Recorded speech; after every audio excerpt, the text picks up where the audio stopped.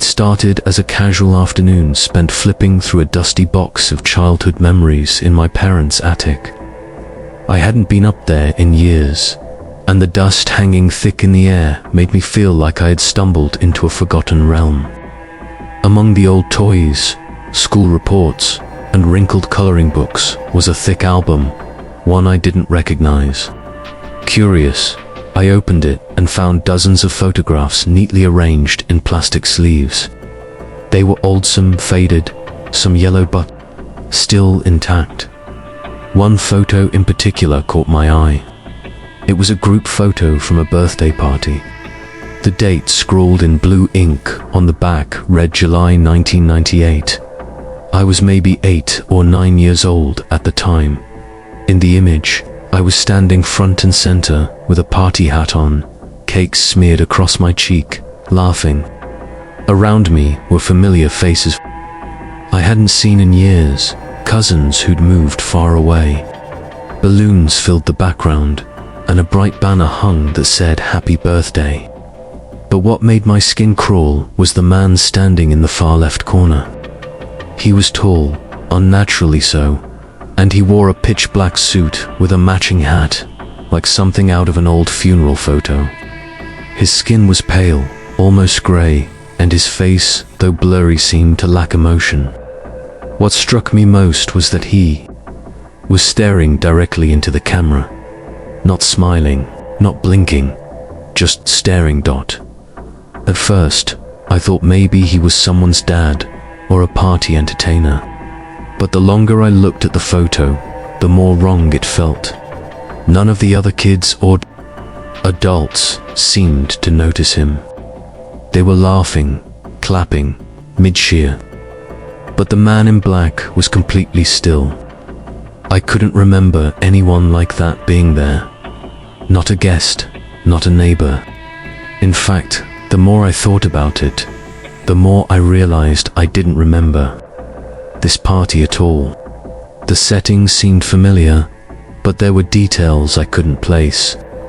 The cake, the colors of the balloons, even the clothes I was wearing, none of it sparked a memory.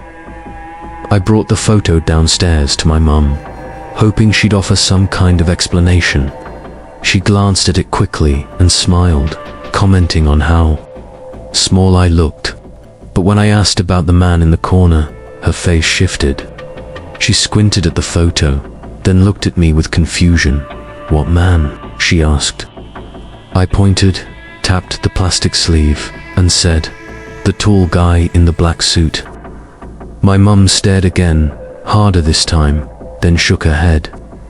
"There's no one there, sweetheart," she said gently, handing the album back to me. I looked again. He was still there, clear as day, still staring. Now unsettled, I called an old friend who was in the picture, Daniel. We hadn't spoken in years, but I tracked him down on social media and messaged him. When we finally talked, I sent him a scan of the photo and asked if he remembered the party. "Oh wow," he said, "I haven't seen this in forever." Then I asked about the man in black. There was a pause on the phone. "I don't see anyone," he said slowly. "Are you messing with me?" I told him no, absolutely not. I asked him to zoom in, look again. Another pause.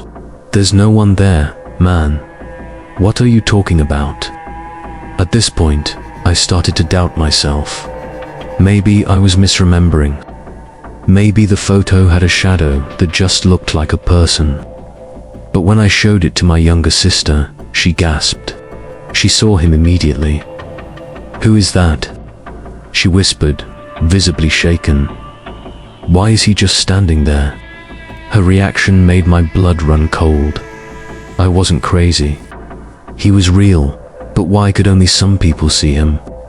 Later that night, I couldn't stop thinking about the photo. I kept it by my bedside and stared at it under the lamp.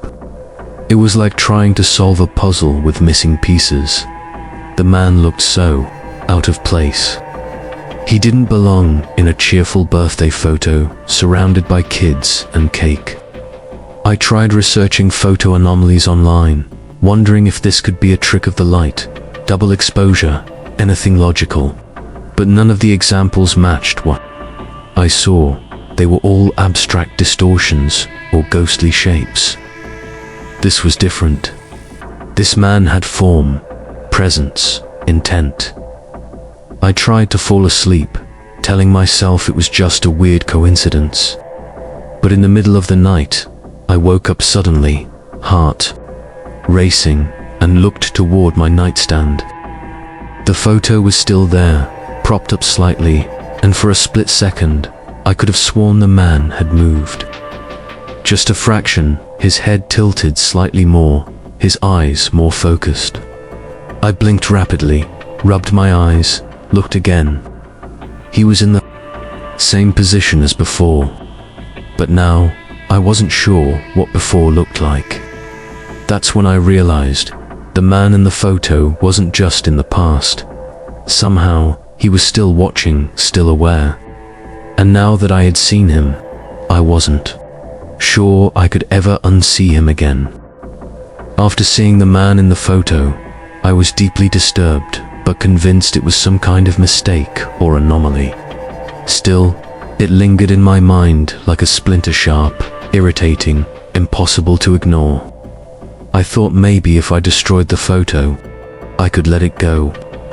I took it out of the plastic sleeve, stared at it for a long moment, then tore it right through the middle, separating myself and the man in black. I felt a strange sense of control afterward, a temporary relief, like I had broken whatever weird connection existed between us. I crumpled the pieces, threw them into the kitchen trash, and went to bed that night thinking it was over. The next morning, I woke up and followed my usual routine, though I still felt uneasy. I went to the kitchen to make coffee and froze mid. Sitting on the kitchen table, perfectly smooth and unwrinkled, was the photo completely intact. It wasn't taped or reassembled. There were no signs that it had ever been torn apart. It was just there, as if it had never left my possession. And this time, the man wasn't standing in the far corner. He was closer, positioned behind the group with his hand resting on someone's shoulder. The person he touched was me. I stumbled back, knocking over a chair. I grabbed the photo again, examining it in disbelief.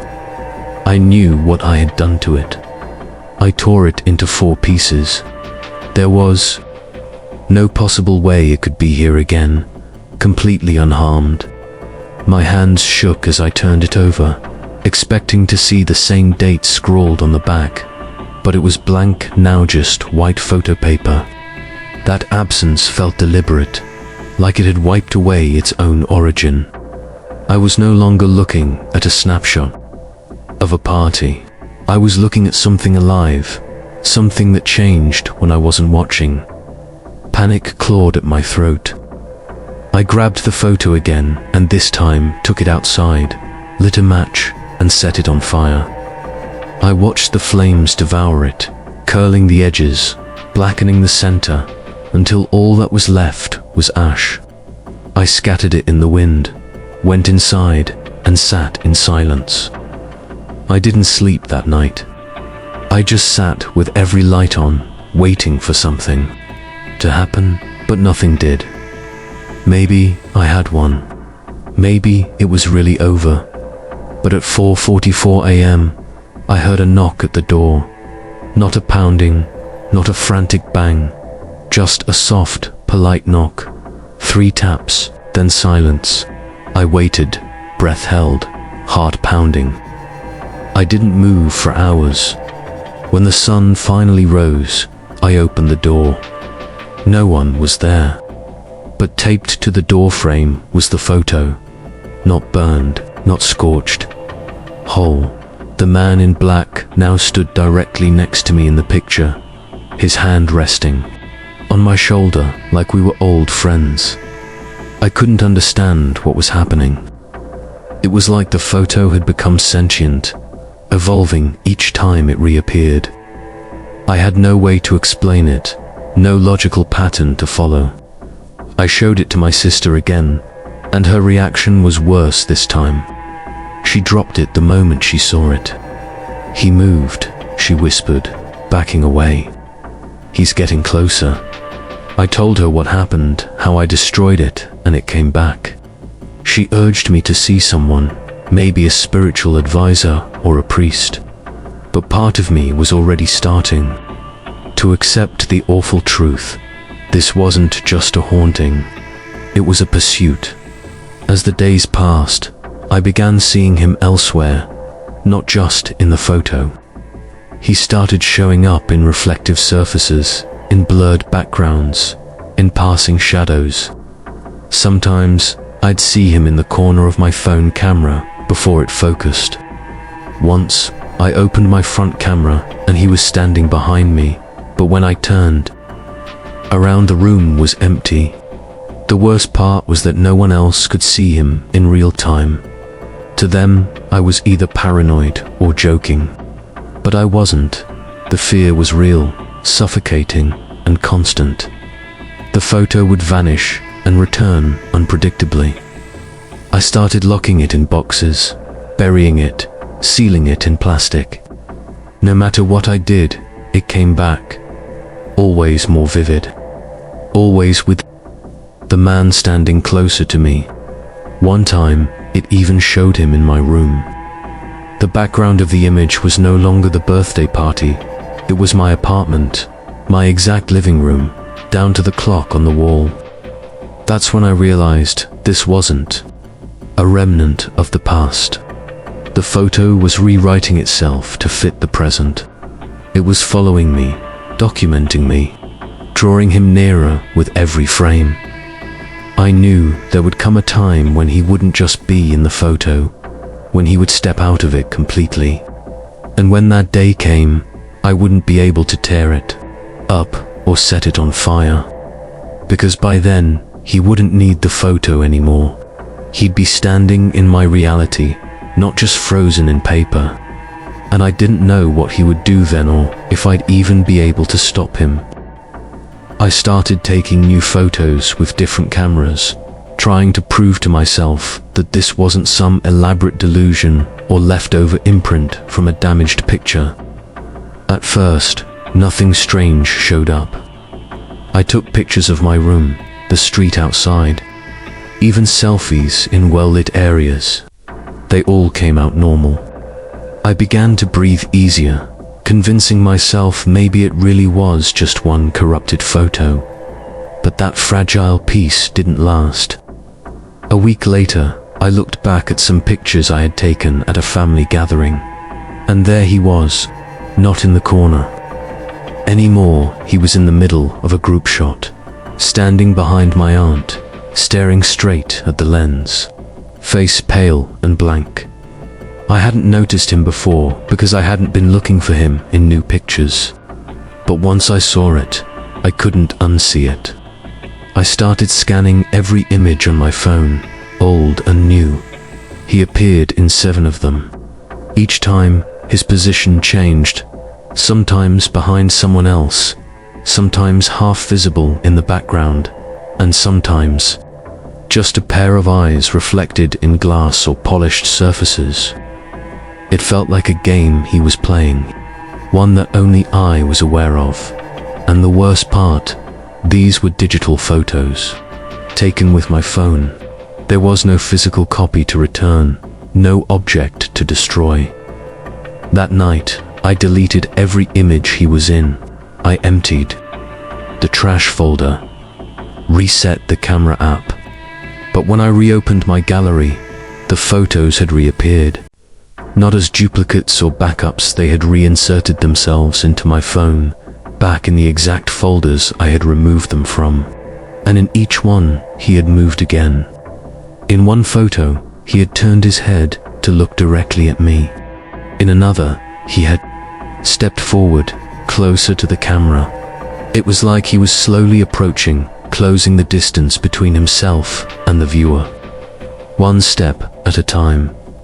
I turned off the phone and tossed it aside, breathing heavily. Every piece of technology I owned, now felt compromised. This wasn't something I could escape by going offline or switching devices. He was inside the images themselves. I wondered if it was connected to me or to everyone who ever saw him. Was he tied to my perception, or was he using me to spread? The thought made me feel sick.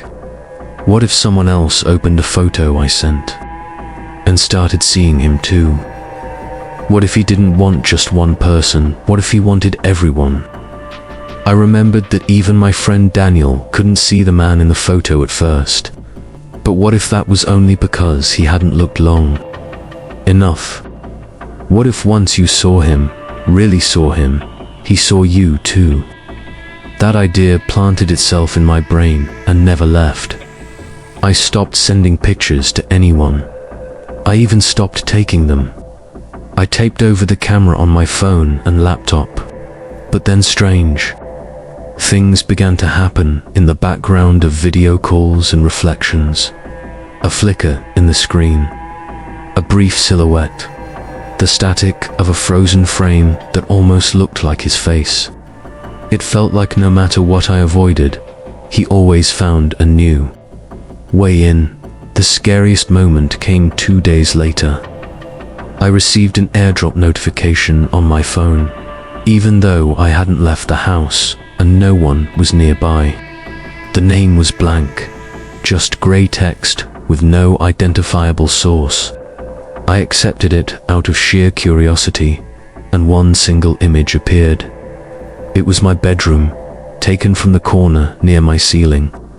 The image showed me lying on my bed, asleep, but the part that turned my blood to ice was the figure standing over me, barely an inch from my face. The man, he was watching me sleep. I hadn't taken that picture. There was no device set up to capture it. I didn't have security cameras or smart devices that could explain it. It was as though the photo had been taken from nowhere by no one and sent directly to me. A message, a warning, a promise. He was no longer content with the boundaries of the photo. He was becoming real, tangible, capable of interacting with the world. And all I had ever done was look at one strange picture in an old album that was all it had taken. Now I live without mirrors. I've covered every reflective surface in my apartment. I don't take photos, I don't use my phone camera, and I sleep with the lights on, never fully closing my eyes. But sometimes, even with every precaution, I feel a presence just behind me, like someone's watching quiet, patient, inches away.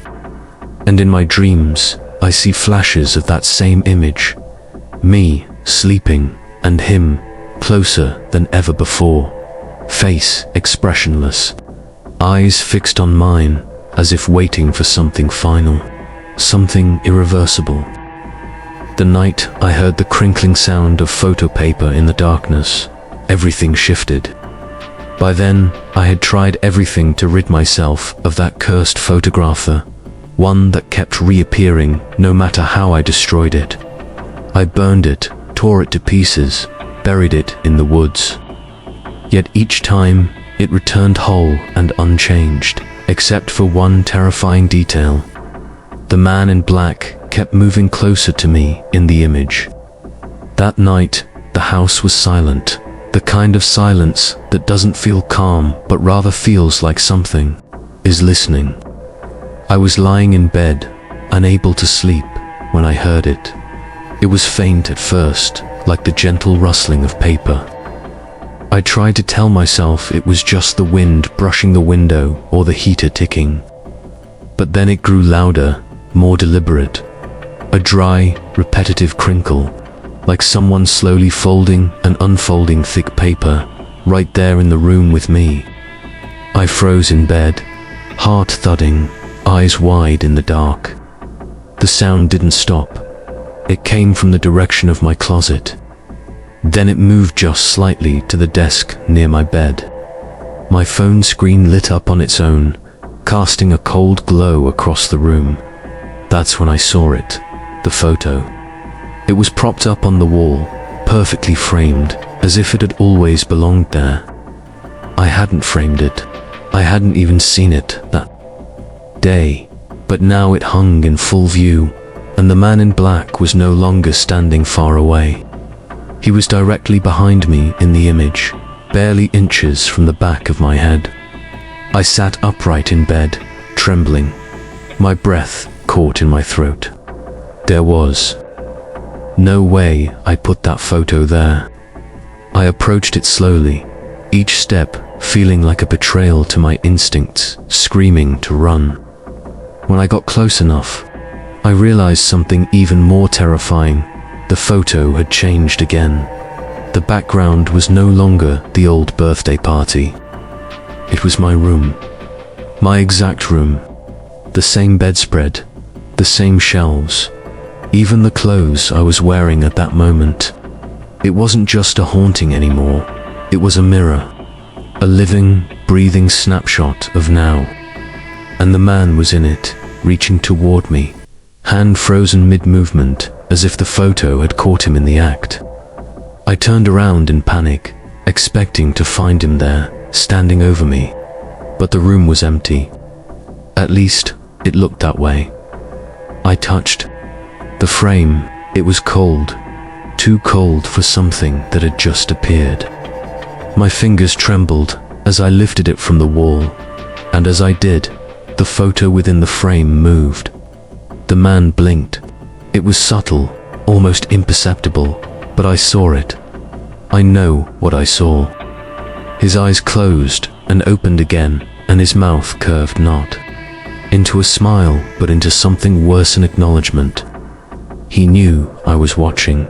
He wanted me to. I dropped the frame, and it shattered against the floor, glass splintering across the room. But the photo lay perfectly intact amidst the broken shards. I didn't sleep that night. I stayed up with the lights on, gripping a flashlight and my phone, though I didn't dare open the camera. My thoughts raced. Why had the photo changed? Why was it showing my room? Was it always evolving, growing in power the longer I looked at it? The more I acknowledged its existence, the more it rooted itself in my reality. I began to wonder if it even needed the physical photo anymore. What if he had already crossed over? What if the picture was now just a formality, a cruel reminder of what was coming? Over the next few days, I noticed other strange things. Shadows moving where they shouldn't. Reflections in windows that didn't match my movements. My own voice echoing back at me with a half-second delay, like something else was mimicking me. The house began to feel different, like I was a guest. In my own space, I stopped inviting people over. I barely spoke to anyone. I became paranoid, watching corners, avoiding looking at any screen or mirror too long. One evening, I caught something on the security camera app I had almost forgotten about. I had installed it months ago and left it running, pointing at my front door. I opened the app to delete footage, just trying to purge anything that could contain another image of him. But one clip stopped me, cold. It was from the night I heard the crinkling noise. The camera had captured someone walking past the hallway at 3:17 a.m., a tall, thin figure dressed in black, moving without sound, gliding rather than walking. The image was blurry, but unmistakable. It was him. I shut down the app, deleted everything, and unplugged the camera. But deep down, I knew it didn't matter. He didn't need photos anymore. He didn't need cameras. He had already crossed into my world. The photograph was just how it began. It was the gateway, and I had opened it the moment I acknowledged his presence. Now, he was with me, whether I saw him or not. Whether I saw him another photo or never touched a camera again. He was here, waiting, watching. I was desperate for answers, for some kind of logic to explain what was happening to me.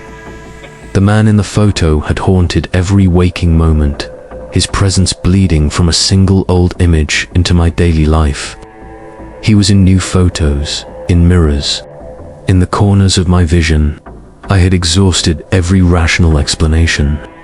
Sleep deprivation, hallucination, unresolved trauma, none of it fit. So, I did something I never imagined myself doing. I took the photo to a photography expert. Not a regular print shop clerk, but someone who specialized in old film restoration and photo forensics. His studio was hidden in the basement of a used bookstore downtown, lit only by dusty lamps and cluttered with rolls of film, negatives, and magnifying lenses. He welcomed me in without much ceremony, just a nod and a "what do you need" looked at. I handed him the photo, carefully wrapped in paper. He laid it down on a flat surface under a bright white light and slipped on a pair of thick glasses. As he peered through his loupe, the room fell into an eerie silence. He didn't speak for a long time, just shifted his weight, adjusted the lens, and leaned closer.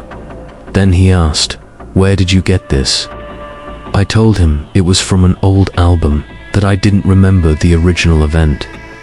He gave me a strange look, not quite fear, but something close to discomfort. He continued examining the photos in silence. Eventually, he spoke again, more slowly this time. "Something's wrong with this print," he said. "It's not just a trick of the eye or a shadow, it's layered. It looks like someone tampered with it, but not digitally. The depth of exposure is off. This figure," he pointed at the man in black, "he's not part of the original composition." That chilled me to the bone. "What do you mean?" I asked. "It's like he was added after the picture was taken, but in a way that shouldn't be possible," he explained. "There's no sign of manipulation. He casts a shadow, his grain matches the rest of the photo, but he doesn't belong." I asked him to scan the photo and show me what he saw. He hesitated, then nodded. As the scanner hummed, I noticed the lights in the room flicker slightly. He pulled the image up on a large monitor, zooming in closer than I ever had. At 400%, you could see the tiniest details. The individual threads on my birthday shirt, the fibers on the paper hat I wore, even the texture of the cake frosting. But then we reached the man. The closer we got to him, the less detailed he became. At a distance, he looked lifelike, but when magnified, his features dissolved into something wrong and formed, smudged, as if he was resisting being seen too clearly. Even stranger, the area around his eyes was completely black, not pixelated, not shaded, just void, like a hole burned through the image. No pupil, no catchlight, the expert murmured. "There's nothing in there." He leaned closer to the screen and froze. "Wait, look at this." He enhanced the image further, adjusting contrast and exposure. We stared at the space around the man's collar, where his neck met the shadowed area of the suit. There, almost hidden in the fold, was something chilling, a reflection. The faint outline of a face, my face reflected back from his shirt. Even though I wasn't facing him in the original photo, we both stared at the screen in stunned silence. I hadn't noticed it before, but now it was unmistakable. "How is that possible?" I asked, my voice barely above a whisper. The expert didn't answer. He stood up, took a step back from the screen, and rubbed his temples. "I don't know," he said. "But this isn't just a haunted photo. This is something else. Something parasitic." Before I could respond, the lights flickered again, and the computer monitor glitched. Lines of static buzzed across the screen, then went completely black. The scanner made a loud pop and shut off. We were plunged into darkness for 2 full seconds, When the emergency lights came on, the expert was gone. I looked around, calling his name. No answer. His chair was still spinning, as if he had just leaped out of it. His coat was on the hook, his coffee still steaming on the table. I ran up the stairs and searched the entire bookstore. Nothing. He had vanished without a trace. I was the only person in the building. When I returned to the basement, the photo was still on the table, but it had changed again. This time, the man was no longer just standing in the photo. He was leaning forward, his hand pressed against the inside of the glass, as if trying to break through. And in the reflection of that same hand, just barely visible, was the terrified face of the photography expert. I grabbed the photo and ran. I didn't stop until I was home. I locked the doors, closed the blinds, and sat in the corner of my room, staring at the picture. My heart pounded with the knowledge that he had claimed someone else, and I knew, deep down, that I was next. The photo was no longer a curse, was a doorway, one I had opened, one I didn't know how to close.